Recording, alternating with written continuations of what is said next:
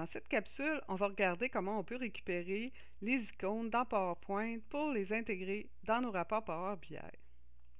Du côté de la démo, vous pouvez voir ici que j'ai des images, puis ces images-là, c'est pas quelque chose, puis dans ce cas-là, c'est comme pour venir avertir qu'il y a des commentaires sous-jacents. Ça pourrait être quelque chose qu'on pourrait faire. Alors, si je veux aller dans la mise en forme conditionnelle, dans les icônes, ben, c'est pas quelque chose qui est disponible. C'est pas quelque chose qu'on peut utiliser. Il n'y a pas ce type d'affichage-là. Alors, on va aller dans PowerPoint, mais avant, pour les besoins de la démo, ben, aimez la vidéo. Si vous avez appris quelque chose, ça va me faire plaisir, ça va me montrer, ça va me donner le goût de continuer encore plus et de trouver encore d'autres idées. Alors, pour la démo, premièrement, on va aller dans PowerPoint. OK? Il y a ici des petites images qui sont disponibles. Si vous ne connaissez pas bien PowerPoint, en fait, vous allez dans Insertion et vous avez là, le petit canard avec la feuille et il y a beaucoup d'icônes disponibles. Donc, vous avez l'embarras du choix là, pour vos rapports si vous voulez utiliser cette fonctionnalité-là. Alors ici, je vais chercher commentaire. On va retrouver mon petit dessin. Vous voyez, il y en a plusieurs. Moi, j'avais pris celui avec le point d'exclamation. Je vais le récupérer. Cette fois-là, j'avais comme du turquoise, mais on va mettre du bleu pour montrer là, que c'est vraiment qu'on l'a refait au complet. Donc, il est disponible ici. Je vais venir faire enregistrer en tant qu'image. Et automatiquement, vous voyez, il vient le mettre en SVG. Donc, je vais faire command comme ça pour ne pas mélanger avec celui que j'avais avant, enregistré.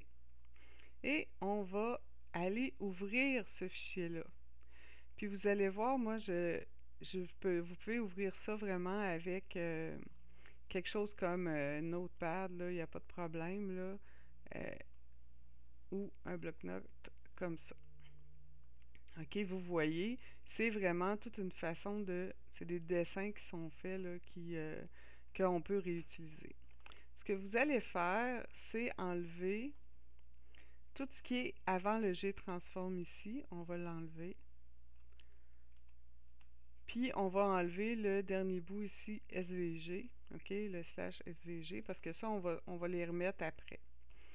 Ensuite, il faut venir enlever les guillemets comme ça, puis les remplacer par des simples guillemets. Là. Donc, on va faire CTRL H comme ça. Donc, je recherche ici le double et je remplace par le simple pour remplacer tout.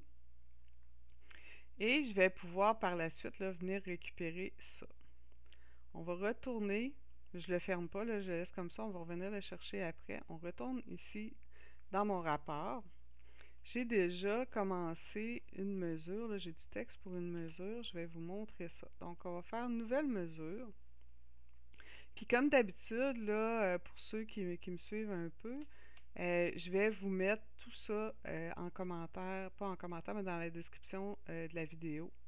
Donc ici, j'ai mon alerte, OK, mon commentaire, l'image que je vais mettre. Ici, j'ai ce que je mets au début et ici, ce que je vais mettre à la fin. Ensuite, ben, ici, on va venir mettre là, le texte qu'on a récupéré. Et ensuite, ce que ça fait, dans le fond, ça regarde, ben, s'il y a un commentaire, vient récupérer les trois variables là, et les concaténer. Puis sinon, tu mets rien, tu mets vide. Je retourne ici chercher le texte qu'on avait, qu'on a changé, qu'on a modifié un peu. Et je vais le mettre à la place du forme ici. OK? C'est pour ça, dans le fond, qu'il faut enlever là, les doubles guillemets, là, parce que c'est ce qui représente dans nos mesures, c'est ce qui représente du texte. Donc, je fais Enter là-dessus.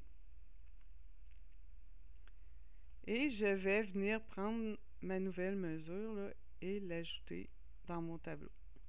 Un petit problème, si vous êtes habitué au SVG, vous savez que vous devez venir ici dans la catégorie des données, puis venir faire URL de l'image.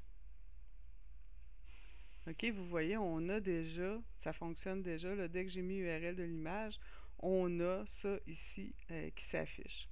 Selon le cas, si vous voulez changer, parce qu'ici, en fait, vous voyez la taille là, de l'image, je l'avais déjà changé. Je pense que par défaut, c'est 75 par 75. Ici, pour que la définition soit bonne, j'ai mis 30 par 30. Vous pouvez venir jouer avec ça là, pour que ça fasse du sens avec votre image. Après, ben, je viendrai simplement là, aller dans la colonne spécifique, aller sur mon alerte et venir centrer, ce qui est quand même plus beau, et peut-être changer là. Renommer ici et inscrire commentaire ou ce que je veux faire. Donc, c'est pas plus compliqué que ça. J'espère que vous avez apprécié, que vous allez utiliser ça et n'hésitez pas à mettre des commentaires si oui, ça vous a été utile, si ça vous a dépanné.